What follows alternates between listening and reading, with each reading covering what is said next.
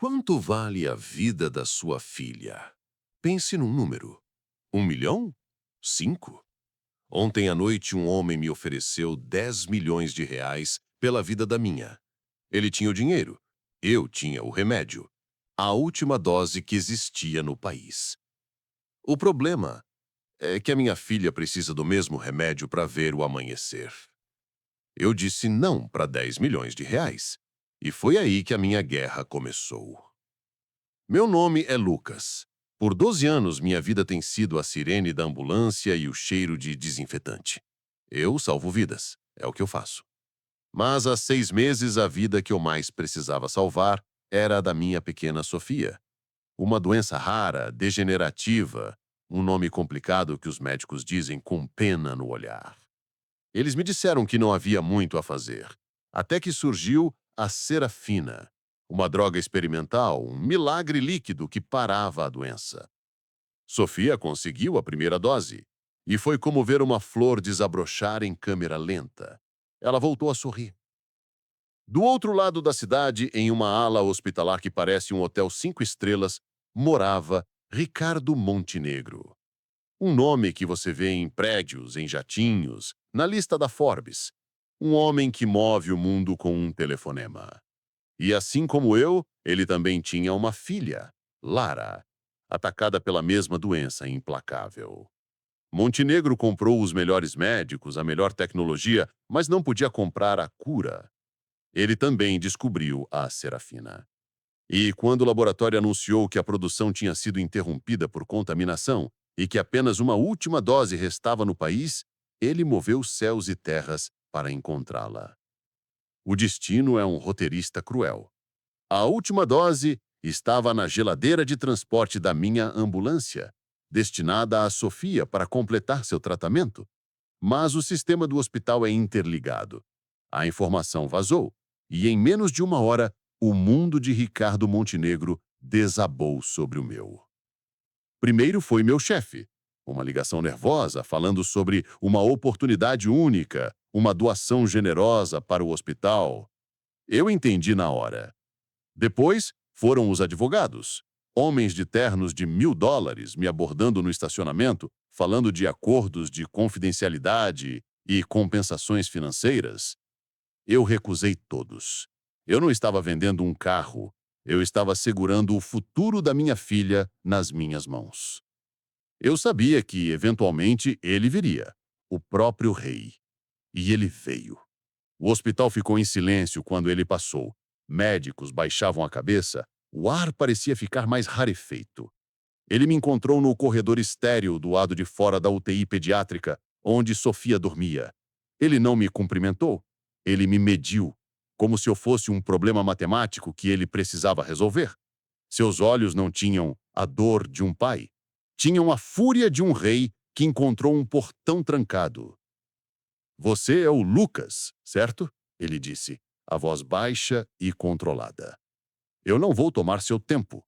Eu preciso do que você tem. Diga seu preço. Eu olhei através do vidro para o rosto sereno da minha filha, dormindo. O bip suave do monitor cardíaco dela era a única música que importava. Sinto muito pela sua filha, senhor Montenegro, eu respondi. Mas o que eu tenho não tem preço.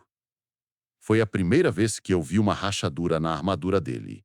A surpresa, a incredulidade.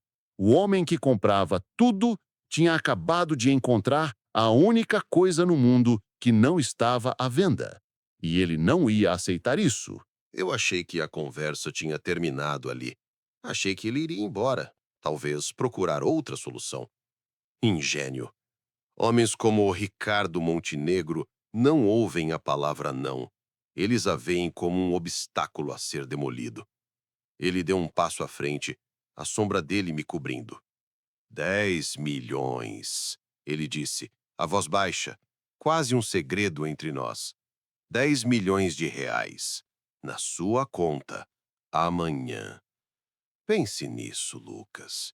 Sua filha, ela teria tudo. Os melhores colégios, a melhor casa, segurança pelo resto da vida. Você nunca mais teria que se preocupar com uma conta sequer. Você daria a ela um reino. Basta me dar aquele frasco. Por um segundo eu hesitei. 10 milhões. O número ecoou na minha cabeça. Era mais do que eu ganharia em 10 vidas. Eu olhei para minhas mãos calejadas de anos de trabalho. Olhei para meus sapatos gastos. Pensei na minha filha e em tudo que eu não podia dar a ela. Mas então eu pensei no que eu estaria tirando dela. O amanhã. O que adianta um reino para uma rainha que não vai reinar? Eu já respondi, senhor. Minha resposta é não. Ele não disse mais nada. Apenas me lançou um olhar que prometia consequências. E as consequências vieram, rápidas e brutais. No dia seguinte, fui chamado na diretoria do hospital. Fui suspenso. A acusação oficial? Insubordinação e potencial desvio de material médico. Era uma mentira, uma piada, mas uma mentira com o carimbo oficial do poder de Montenegro. Meu crachá foi confiscado, meu acesso ao hospital, cortado. De repente, eu não podia nem mais visitar minha própria filha sem passar por uma burocracia humilhante. Mas não parou aí. O síndico do meu prédio me entregou uma notificação. Uma inspeção de emergência, risco estrutural, ameaça de interdição. Outra mentira, outro braço do povo de Montenegro me alcançando. E então, a história vazou para a imprensa. Uma enfermeira, um funcionário, alguém. E meu inferno pessoal se tornou um espetáculo público. A manchete dizia: o pai herói e o bilionário. A guerra pela última dose. Meu rosto estava em todos os jornais. Meu celular não parava de tocar. Repórteres acampavam na porta do meu prédio. O mundo se dividiu. Para alguns, eu era o símbolo de integridade. Para outros, eu era um monstro egoísta. Um homem que preferia ver duas crianças morrerem a dar o braço a torcer. Eles não entendiam. Não era orgulho, era amor. O mesmo amor, desesperado que eu imaginava movia Montenegro. Eu ouvi uma vez, pela TV. Ele estava saindo do hospital, cercado por seguranças. Por um instante, as câmeras capturaram seu rosto. E pela primeira vez, eu não vi o rei furioso. Eu vi o pai. A mesma dor, o mesmo medo que eu sentia no meu peito toda noite, estava ali, nos olhos dele. E eu entendi que ele não era meu inimigo. Ele era meu reflexo em um espelho distorcido. A pressão estava me esmagando. Sem emprego, com a ameaça de perder meu apartamento, julgado pelo mundo inteiro, eu estava no meu limite. Foi quando o advogado dele me encontrou novamente. Desta vez, ele não trazia uma oferta, trazia um ultimato, um documento.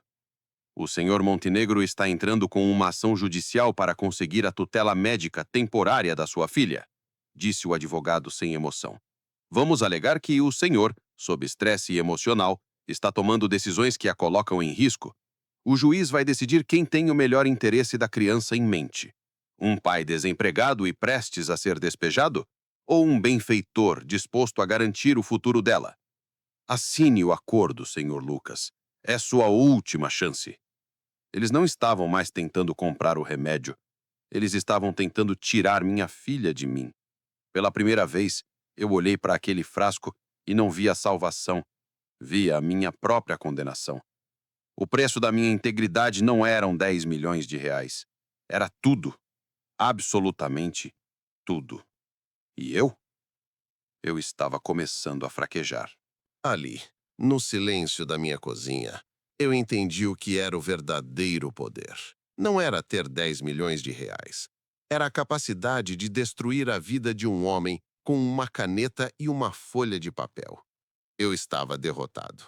Pela primeira vez eu considerei assinar, pelo bem de Sofia, para que ela não tivesse um pai na miséria, talvez até na cadeia. Eu peguei a caneta. Lara, com a voz fraca, perguntou: Papai, o outro papai, ele também ama a filha dele?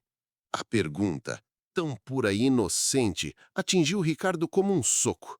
Ele parou de ler, olhou para a própria filha, depois para as mãos que ele usou para tentar esmagar outro pai movido pelo mesmo amor. Naquele momento, O rei furioso morreu, e só o que restou foi um pai apavorado. Eu abri a porta pronto para uma briga, mas o homem à minha frente não era o mesmo que eu encontrei no hospital.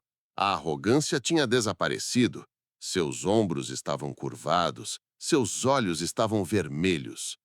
Eu não vim com ameaças, Lucas, disse ele a voz rouca. Eu vim me desculpar. Eu passei a semana toda tentando comprar, forçar, destruir, porque é o único jeito que eu conheço. Mas minha filha me fez uma pergunta hoje e eu percebi. Eu estava mirando no alvo errado. Ele olhou para o frasco na minha mesa. O alvo não é esse remédio. É o tempo. Nós dois estamos perdendo tempo lutando um contra o outro, quando deveríamos estar lutando contra a doença. Ele continuou. Eu usei meu dinheiro para te pressionar. Foi um erro. Agora, eu quero usá-lo para nos dar uma chance. Aos dois. Naquela noite, Ricardo Montenegro fez o que nenhum governo ou laboratório conseguiu. Ele usou seu jato particular para buscar 3 dos maiores especialistas em biotecnologia do mundo, em 3 continentes diferentes. Ele transformou um andar inteiro de uma de suas empresas em um laboratório de ponta, operando 24 horas por dia. Ele ofereceu uma fortuna para quem conseguisse sintetizar uma nova dose estável de serafina. Ele veio até mim na manhã seguinte com um plano. Os médicos disseram que uma de nossas filhas tem menos tempo que a outra. Eles fizeram os exames. É a sua filha, Lucas. Sofia tem talvez 48 horas. A minha, uma semana. A última dose é dela. Use-la e reze para que a minha equipe consiga um milagre a tempo para a minha. E foi isso que fizemos. Eu usei a última dose para salvar a minha filha, confiando no homem que um dia antes tentou me destruir. As 48 horas seguintes foram as mais longas da minha vida. E eu imagino que da vida dele também. Ele não saiu do laboratório. Eu não saí do lado da cama de Sofia. 2 pais em trincheiras diferentes na mesma guerra. Então, no último minuto do último dia, o telefone tocou. Era ele. A voz estava embargada. Conseguimos, Lucas, ele disse entre lágrimas. Nós conseguimos. Naquela semana, um bilionário me ofereceu 10 milhões de reais. Eu recusei. E no fim, nós dois ganhamos algo que dinheiro nenhum no mundo pode comprar. Tempo. E uma segunda chance. Na sua busca desesperada por um remédio, Ricardo Montenegro encontrou a própria humanidade. Ele aprendeu o valor de uma vida. E eu aprendi que, às vezes, dizer não para um rei pode forçá-lo a se tornar um homem de verdade. E que o amor de um pai, esse sim, é a cura para todos os males.